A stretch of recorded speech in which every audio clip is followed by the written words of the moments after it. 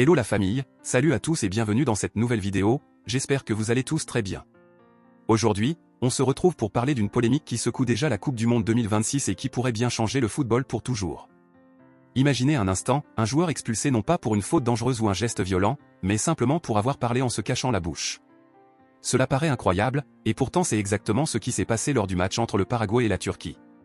Aujourd'hui, on va parler de cette décision historique qui fait déjà le tour du monde. Alors restez bien jusqu'à la fin de la vidéo parce que les réactions après le match sont particulièrement explosives. Sur le terrain, le Paraguay a réalisé une excellente opération en s'imposant face à la Turquie sur le score de 1-0. Une victoire précieuse qui permet aux Paraguayens de poursuivre leur aventure dans cette Coupe du Monde tandis que la Turquie est définitivement éliminée de la compétition. Pourtant, malgré l'importance du résultat, ce n'est pas la victoire qui fait parler aujourd'hui.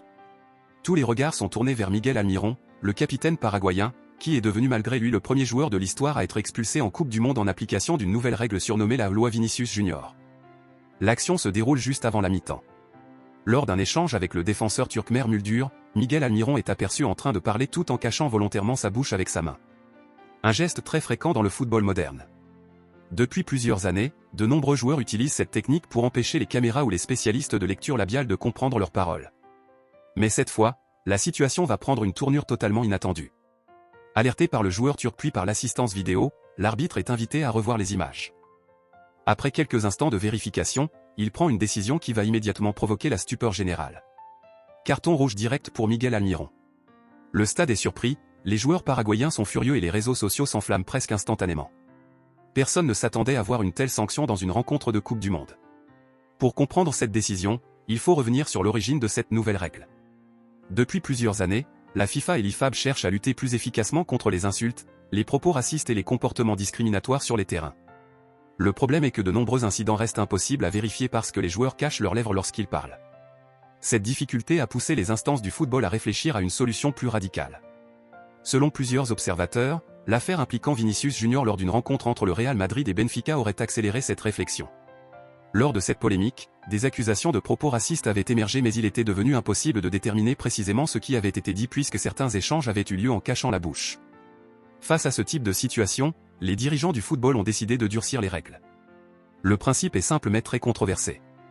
Désormais, lorsqu'un joueur se couvre volontairement la bouche lors d'un échange avec un adversaire ou un officiel, cela peut être considéré comme une tentative de dissimuler des propos inappropriés.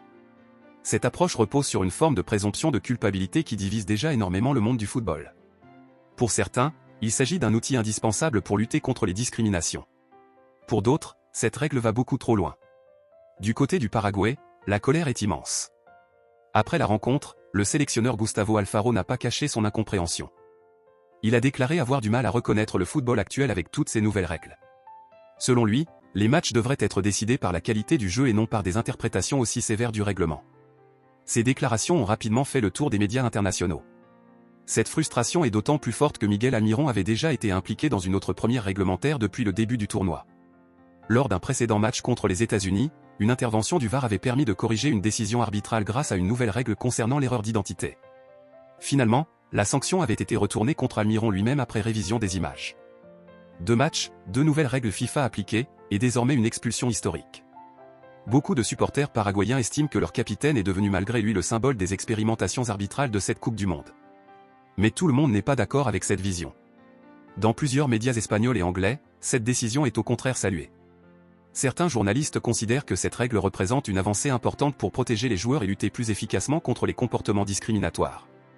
Selon eux, ceux qui n'ont rien à cacher n'ont aucune raison de masquer leurs paroles devant les caméras. Une chose est certaine, cette affaire va continuer à faire parler pendant de longues semaines. L'expulsion de Miguel Almirón restera comme l'un des moments les plus marquants de cette Coupe du Monde 2026.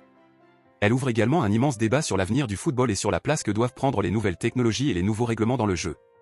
Alors, selon vous, la FIFA a-t-elle pris la bonne décision en appliquant cette fameuse loi Vinicius Junior ou cette sanction est-elle trop sévère? Dites-moi votre avis dans les commentaires. N'oubliez pas de t'abonner et partager.